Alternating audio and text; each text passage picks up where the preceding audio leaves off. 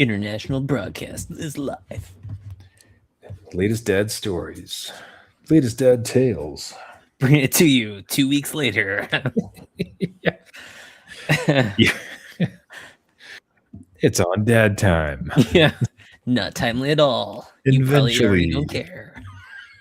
You were probably sleeping. Yeah. All right. We have populated across and we are good to go because we are live. You're finally awake. Now buy Skyrim in VR. When you Uber your kid, do they leave a 5-star? Hades 2 is dusted onto Retro Red and a bit of cheating in a kid game. Damn. Well done. I'm impressed just by the poem. Yeah, I was pretty happy with this one too. Being pretty sharp this year. Okay, I think the tenor is right. Okay. You're finally awake. Now buy Skyrim in VR. When you Uber your kid, do they leave a 5-star? Hades 2 is dusted onto Retro Red and a bit of cheating in a kid card game right before bed. Welcome to New Dad Gaming. The adult beverages are poured, the kids are asleep. Welcome to New Dad Gaming, a show about fatherhood, gaming, and new fathers figuring out their gaming lives. My name is Trevor, and I have a 10-year-old and an 8-year-old. And I'm Jeff. I have a 15-year-old and a 12-and-a-half-year-old. Each week, we try to show that just because you became a dad does not mean it's game over. Jeff, I'm really pleased you could put aside your side gig to join us this week. I know you've been very busy, hustling and grinding the streets. That's right. So it seems that you are a now full-time Uber driver for your dear kids, and sounds like it'd be something that many of the listeners would be able to relate to as kids become older and look to go to the cool kid hangout at the mall. That's just it, right? Like, I think everybody was playing like driver when they were driving their kids to the swim lessons and to the park and all this stuff, right? But now I have a teenager that wants to go places, like actual places, and it's great. Like, again, out with the friends, that's awesome. But we've created a safe, supporting environment, right? Like, if you need a ride, just call us, no questions asked. It's not a problem, whatever. So that offer is out there, and my kid, my teen, takes advantage of that. Fine. Like, yes, it's there. Right? But what I didn't expect is the Uber-esque drop-off points to all of his friends that also are hitching a ride. So I think I've become the parent that will offer the ride, and then no questions asked to all the friends that pile in as well. So the mall trip I just did included a friend that needed to drop off his full guitar because he got in the car with a full guitar because it's after band practice. Dropped him at his house to store his guitar, get back in the car. Another friend needed to go home and just, check in with the family before they went. God. Did that. And then we made our way to the mall where my teen was like, okay, I'm going to go and probably eat here and, do some shopping or whatever. I'm like, okay, question, do you have your wallet? Do you have money for said exchange of services? Yeah, right. So there was a wallet. There was no money in that wallet. So Dad had to pony up. Not only am I driving, what? That's like I had to pony up cash. So this analogy is falling apart because that's not how Uber works. At least the last time I took it. It's not. It's reverse Uber. It's reverse Uber where I pay them to then go and have fun. Wow. So I'm like, okay, all right. I didn't expect that depth. Like when you described it, I sort of thought it'd be like, hey, okay, you grab him, maybe a buddy, take him at the mall, but like the drive to get his friend, bring his guitar to his house, pick up another, let them check in at their house. It's like, man, it feels like, okay, now is this in bounds for you? Like you're happy to do it? Is it starting to kind of go beyond the bounds of what you'd first set out to do around? Okay, I want you to hang out with friends and I want to be able to get you around, but like this is pushing it. Like, are you actively advertising this service to your friends so that I could just spend my entire evenings with you guys? That's where it's like, oh, okay, right? Like, not so sure. For the most part right now, it's fine. Like, I'm happy to do it. The car actually needs a run. I don't really leave the house too often, so it does need a run. Just freshen up those brakes. But I will drive them out, and the friends group that he has now is like really appreciative. They used to be well, they are the D&D group. So I kind of know them, and it gets me a chance to get to know their kind of side convos too, like within the car when they're all chatting away. So that it's not a problem right now, as long as it's not through like business hours of like my actual job. I can't leave to go pick you guys up at the mall. Yeah. Boss, shh, boss, Yeah. wait. What's that, son? Oh, yeah. Hey, listen, my son wants poutine. I have to leave this meeting. That's right. It's funny that you say that, because my kid actually did go to the mall and get poutine and tossed us a photo of it. But yeah, as long as they're upfront on who's coming, where are you going, and you're like safe about it, and also that you have your phone charged, because they get in the car and it's like 5%. I'm like, well, how are you gonna text me or call me when you need a ride? We'll figure it out. So now I carry a charged battery to give them as a handoff. I don't know if you've ever seen those YouTube videos or those shorts where somebody gets into the Uber and they just have like 15 screens, and, like mints and like various things. Like, that's just a parent's car now. You just have to have all these things ready to go. Otherwise, you get anxiety. The kid doesn't care. Like my teen is like, yeah, no, I'll figure it out. I'm like, what? There's no payphones anymore. Like, I don't know. I would love to see, like, you put the plexiglass too, just to like avoid you getting sick more often. Just have the plexiglass between the front and the back seat when you're catering your kids around. Yeah, like again, even better too is like if you could figure out like a really simple web app that you could send them to rate you on the service and get some feedback. Like, just like how hilarious it's like, hey, by the way, guys, if you could rate and subscribe, leave a couple comments for this ride. That would be pretty good, right? Like, if I even moved into the D&D group, if I moved into one of their stories as like the person that drives the carriage everywhere, and it's the friend's dad. Yeah. What an amazing, like, it's curious because like at the same you first introduce your kids into video games, like first they're in diapers and things like that, then they started to play their first games, and you drop them off at school, and to see, like, if anything for myself projected forward around like, and now they're teens and they're stomping around the city and they need to be dropped off. Like, it's a heck of a phase shift, is it not? Pretty big, and it happened very suddenly. And again, it's just, like, I have a 15-year-old, almost 16 this summer, so I understand it. Now it's also bleeding into my my almost 13-year-old, where they have arranged with their friends to go to Square One, which is 25 minutes the opposite direction and a huge mall. Don't know how that's going to go over because you're 12. So I am not going to go around the mall with you and your friends. That's a little outside the bounds of an Uber driver. So I don't know. But you're handling it well? Like, you and your wife are, it's sort of like, this is cool? Or did you sit down one night with some wine and be like, what the hell is going on? Like, what is this? Again, my boundaries are like, you have to let me know. You have to give me notice, right? The Uber driver needs notice. So like, again, I can have gas in the car. It's warmed up. It's ready to go. And it does interrupt my kind of day. But if you're calling me, if it's late at night and you need a ride, like, again, no questions asked. That's fine. Obviously, you're in a bind, whatever. So far it's good. We'll see. The real test is if the friends call me directly. Just do you know what I mean? Like, hey, circumvent your own kid and just go directly to you. Yeah, I'd be like, oh no, can't do that. So I do want to move on, but like, one thing that absolutely bears repeating that you had mentioned to me is that because we are in a bit of a glorious moment in gaming, as far as accessibility, games everywhere, things like that, and there happens to be a real amazing piece of hardware, the Steam Deck, that is a full gaming PC in your hand you can take anywhere. Has that factored into the equation as you've been Ubering around and perhaps waiting between shifts? Absolutely. I have it with my battery and the money I have to give them, but the Steam Deck rides with me. And when I've been called for a ride and have to wait 15 minutes in the parking lot, or whatever, I will boot that thing up. It's not a problem. Like, That it's is so so good. cool. It's so easy for me to do. And I'm like, yeah, whatever. I get another 15 minutes of gaming time. Like, I can do something.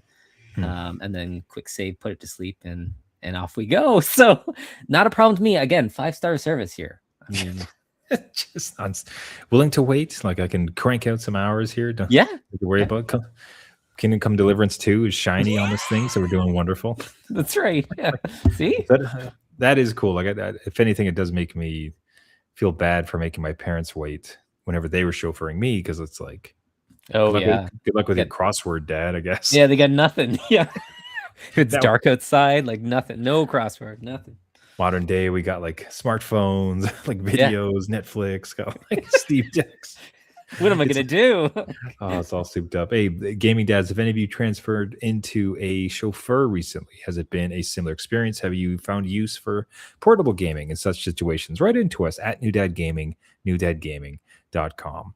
Now, you had mentioned very astutely being a carriage driver Yes. for the kids back in perhaps their D&D campaign, and how lovely would that be should you enter into the world of Skyrim? Yeah. And a particular story that caught my interest you mentioned was that there's a bit of a subplot going on to try to convince a kid to purchase Skyrim VR so that you can the dad can dip back in. Yes. This is full circle. This is everything we've ever wanted. Like, how did this plot come about, and how's it gone? Yeah, this is something that again, Skyrim VR is a very cool game. It's something that put a pin in. Like, I was like, it's amazing. Like, it's just no, totally. Because Skyrim alone is like, it's everything you remembered is fantastic, but then the way they implemented VR makes it unbelievable. It could be one of the greater VR experiences, especially from a gaming perspective. It's amazing. Yeah, totally. I want to raise it up properly. Sorry. Yeah, no, you're completely right. Like, in the scale in that game, the dungeons seem creepier. Again, everything about VR works with this game, and I should know because I do have it for PSVR. That's the greatest part. And when I mentioned to you, you're like, okay, I don't quite understand. And it's because I don't want to set up PSVR all over again, right? Like, the PlayStation is in a room where it just doesn't have space for all the extra cords of the VR system.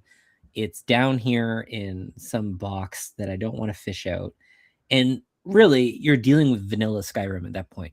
So a lot of the kind of qualities of life that have been modded in with something like Skyrim VR and PC, I don't get to enjoy those. So enter in my kid, who, again, previously mentioned on the show, is going through Skyrim and is quite far and may actually like beat it. I don't think, again, I've ever beat it.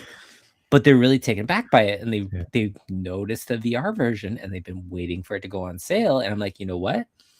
It is currently on sale on Steam. You do have Steam credits. I did notice you had some Christmas Steam bucks left over. And, right. I have a notification coming into my smartphone. Yeah. In fact, do. And so I sent, a little like, hey, it's just on sale, because I want to get in on them pushing it to the Quest, where we can mod it, see how it runs. I think it's probably pretty easy with this type of game, and what mods we can do with it. Really pouring on the, hey, wouldn't that be cool, to my teenager that maybe like, hey, it would be cool. Dad, do you want to try? I'm like, oh, are you kidding me? Yes, I would. Thank you. All right. Now what? So I will ask, like, what PC are you going to run it on for VR? So this is where I'm not entirely sure if it's going to run silky smooth. He's got a gaming laptop. Okay. And do you know the card? Not offhand, like a 3050. So I don't even think it's like the good 3060 with the extra RAM, right? So I don't know. We'll see.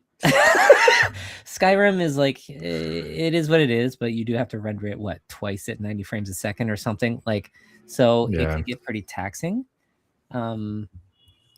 Steam has a great refund policy, so like, if it doesn't work, yeah, that's a little on the lower side of things, unfortunately.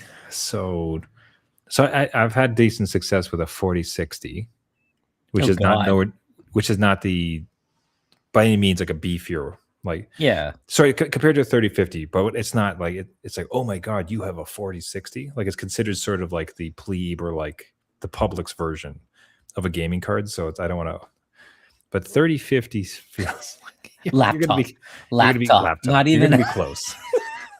Yeah. But So it's worth a try. I mean, because like it is a super old game.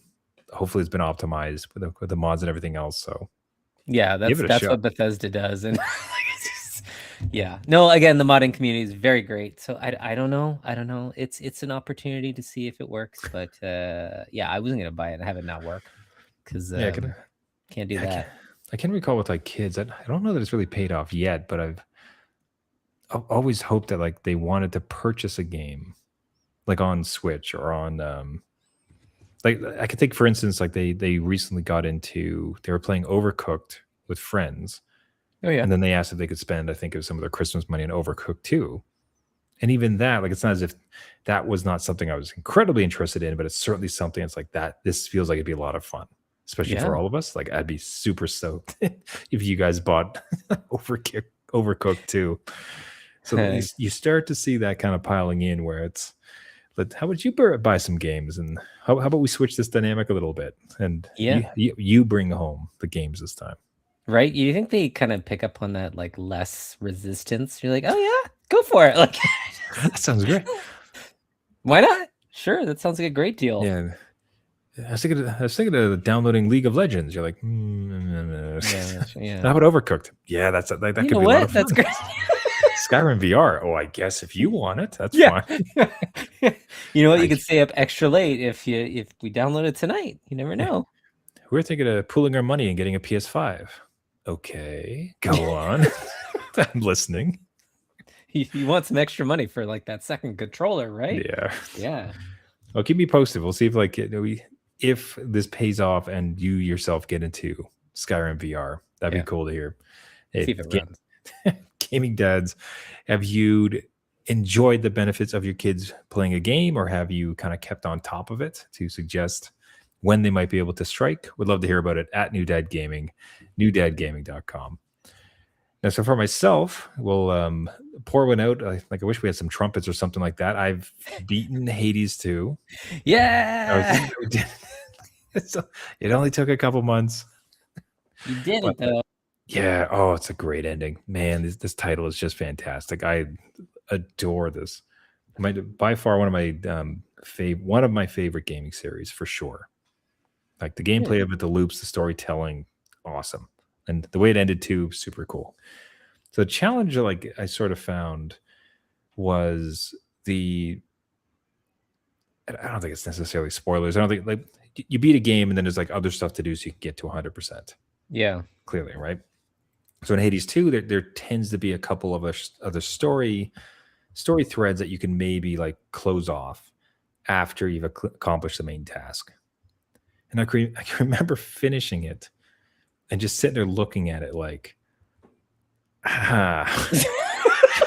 do I want to go back into the depths of hell a few more times to finish these stories? And I will say initially, I was a hard pass.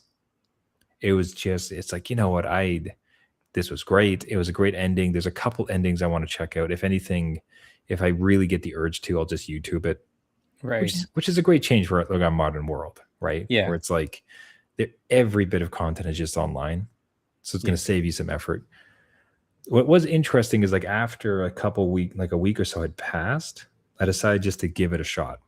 Like I had one of those rare, like, oh, I actually have some gaming time tonight type of things. And I booted it up and I did another run. It's like, oh, this is still very good. I'm still having a lot of fun. Okay. So I've decided there's a couple story threads in particular I'd really like to close off. So I think between it just being a great time and wanting to like have those story payoffs, I think I'll be doing it a few more runs. Now to get it to 100%, forget that noise. There's no damn way. It just, you'd have to go through, you'd have to spend so much time, right, and accomplish like great feats of gaming. And it's just like, I got things to move on to. Right. But the story threads are sort of like you can take care of them. Like, it'll be cool. So I don't know if you've ever found yourself staring down the long journey of end game content, and as opposed, and not just like play harder modes, but like literally like there's kind of extra story stuff you want to figure out. And you said, nah, forget that noise, or are you generally kind of always doing it? If it's narrative driven. So a lot of when a game says, hey, when you beat this game, you can go back and do the side quests that you missed, and they're not like dead in the water. That I will try, right? Because like I did want to experience these certain side quests, I didn't get a chance to, or I was beelining it for the the narrative because I know I'm gonna get burnt out. I'll go back and do that. For some of them, I feel like I have spent like maybe it's like 100 hours in this thing. I'm like, I'm just gonna park it. Like it's just I'm good. I'm just gonna leave it be and just kind of let it rest. So it kind of depends on what it is. The narrative stuff, yes, for sure. Like I remember going back on again Kingdom Come Deliverance, went back and did all the side quests. Final Fantasy Rebirth, did all that. But some of them, I like. Okay, so like similar question on the same topic. Baldur's Gate 3. I have tried like. There are so many ways to kind of go about that game. And again, when you finish it, you can kind of, do different things, right? No way. I would be like, I am totally done. There's too much story here. I'm kind of absorbed it all. And I would call it quits. Like that would be it for me. I don't think I could do it. But now, like, so what's it with? How about your kids? Have you found that do you have insight into if they beat a game, will they return to it and like 100% it, get it all completed? Or is it more like on to the next, on to the next, on to the next? This is where I don't know about your kids, but my kids differ completely. Oh, interesting. So my teen went back with Hollow Knight. Again, 111%, I think, completion. So they got everything along with I guess there's boss battles that you can do again, I've never beat it, but you could do like the higher up boss battles at a certain hardcore difficulty. No problem for them to do. My youngest, no. It's just like skipping cutscenes, going through the story, and then like shut down the game and uninstall. Like that's it. They are very much like, oh, I just wanted to play this for the feeling. I got that feeling and I'm done. But my teen, very different story. They will go back and really sink their teeth into it. I think in Skyrim, they're even getting achievements that I've never even seen. So, like, that I've heard rumored in like, the darkest corners of the internet. I didn't think this actually existed. I thought it was but a myth. I'm like, who would grind all this? Oh, yeah, no, that's my teen in there. Yeah, not a problem. Yeah, I don't know that I've seen mine. It might be just an age thing, but at this point, they mostly seem on to the next. Yeah. As opposed to sitting there and just grinding. Like they'll do stuff with, I know they're back into Pokemon. I think it's Violet on the Switch. Okay. Yeah. And they were just adamant about getting like a Mew or like some legendary Pokemon. If Mew's on in there. Yeah. And just would not like let it quit. So like that was just that like razor focus, but it wasn't so much like beat it and then like, okay, I know I've beat it, quote unquote, but now I'm going to really beat it by spending another 2 months. Yeah, so we from the chat from Spaltzer says the 100%ing most games is for the younger generation who have much more time on their hands. Absolutely. That's very true. It is a young person's gambit, that is for sure. You remember those days? You remember those days when we didn't have achievements and goals? And like you didn't know until you talked to someone, you're like, wait, what? What other quest? What do you mean there's a secret ending? What do you mean that Titus comes back if you do everything? Right? There's a good ending and a bad ending? What ending did I get? Oh, no. I mean, so somewhat speaking of that, I mean, the thing that I'm currently finding, so with Hades being done and just a bit of a refresh on myself, I'm trying to do a little bit with getting off of social apps a little bit more. It's like, why not just play some more games? Then I have my retro handheld and just started to poke at Pokemon Red. And just adoring it. Like this thing is like amazing. Like it's one of those times when I have played it a number of times, right? Okay. At various points, like, but never adamantly, and to a point where like I got close to beating it. But for some reason, like it is just hitting right now. I'd be curious if you hear like if you have the same type of thing. But speaking of 100%ing it, right? Like I have zero intention of 100%ing this. Oh, okay. because it's like catch every single Pokemon, like evolve every single one. I think there's even like some end game type stuff in the GBA version. So you look at one like this, and it's just like you know as soon as you begin the game, it's like it's not going to happen with this title. Anything approaching 100%. You're not gonna catch them all. That's it. It's not gonna work. Gonna catch a few, and then call it quits. Then move on quick. Is that sorry? I missed. Did you beat the game when you had it originally? Okay, so you're. Going back and... never beat it. Just I don't know. Like I'd don't know if I think I was trying to find something that had some degree of depth, like almost like some degree of grindiness, but was approachable, and then just fired it up again. And just by the time I got through a few of the battles and involved the Pokemon, it's like, oh, this feels great. I'm kind of liking this. As far as like having it on like a tiny handheld that I could just like take around places, it's like, geez, like all day. This is fantastic. Yeah, and again, I can totally see that. I can totally vibe with that because of just even like pick up and play, right? Because these games are very, I don't know, sessionable. Again, something for a dad, and you can pause mid battle, put it to sleep, and then come back and be like, "What was I doing? Oh, I was fighting." Like, it's a very basic, like, "Hey, I just need to defeat this thing or catch whatever." Yeah, and done. I'm finding the other ones. That's a really great point, because if any gaming dad wants to get into a game that's a little bit on the grindy side, but like very straight shot as far as the path, like I think this is one, because if you just keep walking, you will get to the next destination. And if you're not done where you are, like there'll be like, oh, there'll be a guard, or there'll be like a tree that's fallen. Like it's just very obvious, and it's breaking. And like you said, you can save at any time, any point, just save. So yeah, it's been fabulous that way. So sounds like a good cozy game, right? To kind of cozy on. So do a little bit of Hades end game, do a little bit of Pokemon. Perfect. We'll see where it ends up. Gaming Dad, do you have any patience for end game content? Have you knowingly just kind of hucked it over the fence, saying never again? Would love to hear from you. Right into us at New Dad Gaming, newdadgaming.com. Okay. So this one, we got to be really quiet about it. Let's try to prepare. It has a little bit of secrets. Okay, I'm going to start by saying this. I have family that listens to this podcast. So for my brother and for my dear nieces and nephews, Ben, Ryan, Amelia, you cannot tell my kids this. If you listen to this episode. Big secrets. Okay. I promise, so I'm going to be whispering for this. Apologies if everybody doesn't get it, but like my kids are like sleeping right next door to where I'm recording right now. So we were playing a card game called Flip 7. This is, by the way, fantastic card game. Okay. Like I actually like highly recommend it. It's a little bit, it's kind of a neighbor to gambling, so consider that. But you are trying to get to 200 as fast as you can. You get given cards with values from 0 to 12. There's 12 12s, 11 11s, 10 10s. So if you get the higher points, yay! But there's a bigger chance that you're going to get another one of those. And if you get two of the same type, you're out. Oh, you don't get 8 points. And then there's a round, and you're just like adding up rounds. Wow. Right? Okay. All right. Okay. So the scenario was. This is where the secret comes in. Okay.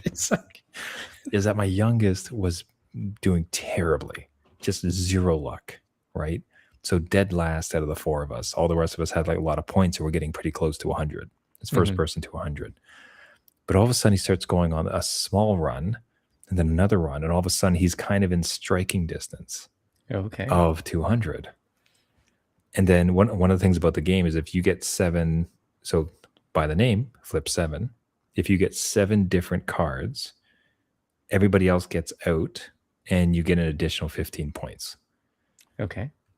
So my youngest, he starts he goes on this run, and he has all of the cards, right? So it's all lining up. So it's like hit. It's like, oh my God, it's a 5. And everybody's like, we're all screaming and yelling, like we can't believe it. Like every time I get a card, it's like, okay, here it comes. Like, whoa, whoa, whoa. Like we're playing it up, right? So everybody, like it is like not anxiety, excitement is to the nines, like it is to the roof, right? Yeah. Everybody's loving it. To the sevens. Yeah. Yeah, thank you so much. And he's on the cusp of winning the whole damn thing. He just needs to get, I think it was like 3 more different cards. Now, okay, I was enjoying the story, and I was enjoying the energy of the room.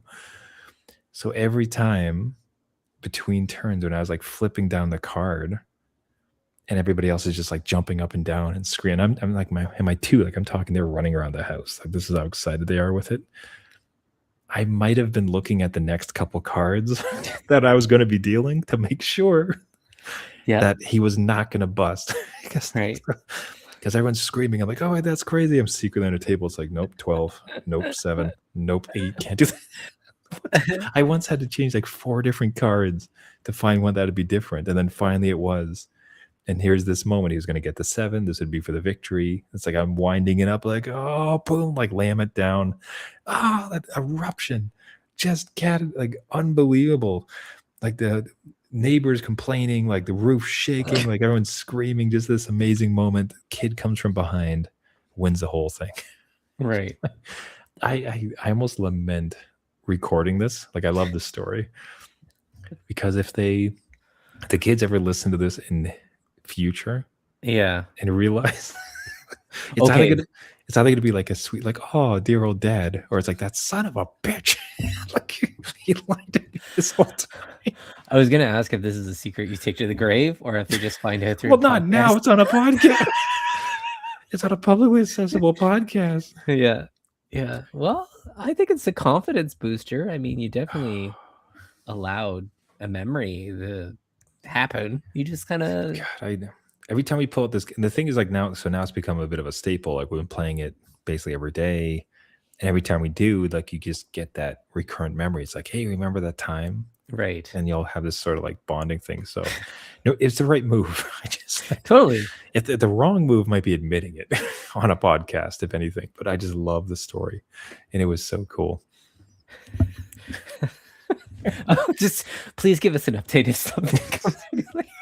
Your youngest is like, hey, look, I listened to your podcast last night, and like we need to go over things. Always like listening into the door across the way. Yeah. So so listener Spalter says, great game. They made it an expansion that adds more player interaction, generally much more negative and punishing effects. Jeez, like maybe we have to check that out. That sounds pretty cool. True, yeah. But no, the gaming dads listening, I'd suggest it. Like if you're looking for a card game, because it's fairly low, it's easy. Like it's not, the mechanics are not deep in the slightest. There is a little bit of strategy around, okay, I can't keep just rolling the dice, risking it all. Or you can, and that's just like, you get to choose. Yeah, it's like anytime it gets above 15, I'm going to take it. Or unless I get 6 cards, I'm not touching it. You know what I mean? And like you play the dice. Right. So it's a perfect type of mix, and I could not believe how well it played in the family. And we had this amazing moment that hopefully until I'm very old, and then kids, whenever you do listen to this in future, I hope you learn it was just to serve the story, because that was such a cool moment. No regrets. That's awesome to hear. Again, and I'll look into the game too. I want to create those kind of moments. And I'll be in there with you. You're going to specifically look to cheat. That's absolutely. Who's the dealer? Me. Yeah, me. Definitely me. Yeah. All right, everybody. That'll do it for this week. Thank you so much for listening. This has been New Dad Gaming. If you like the show, you can find us on all the major podcasting networks: Google, Spotify, Caster, Google Play, wherever you get your podcasts. If you do find us, if Jeff and I can please ask for a wonderful favor, if you can subscribe, if you can like, and if you can leave a rating. It does a huge amount for us as far as getting us out to other gaming dads, discoverability, as we try to build up and have a really great year. It's been honestly amazing. Despite very few episodes in the month of January, this has actually been a really great year so far. So Jeff and I are incredibly thankful. And if you gaming dads can help out some other fellow gaming dads, we'd appreciate it. If you have a story, so if you'd tilted the odds of a particular game in your kid's favor? Are Good you word. Yep. looking to get back into Skyrim? Are you Ubering your kids around? All this and more. One of the favorite parts of Jeff and I for the show every week is speaking to his fellow gaming dads. So reach out to us either for something on the show or just directly at New Dad Gaming, newdadgaming.com. Everybody, thank you once again for listening. This has been New Dad Gaming. And until next week, my name is Trevor, and I have a 10-year-old and an 8-year-old. And I'm Jeff. I have a 15-year-old, a 12-and-a-half-year-old, and 5 stars for my Uber rating. So. There you go. Moving on up, buddy. Right. I love the charger and the mint. Top tier. Perfect. Remember, everybody, just because you became a dad does not mean it's game over. All right. See you next week. See you later.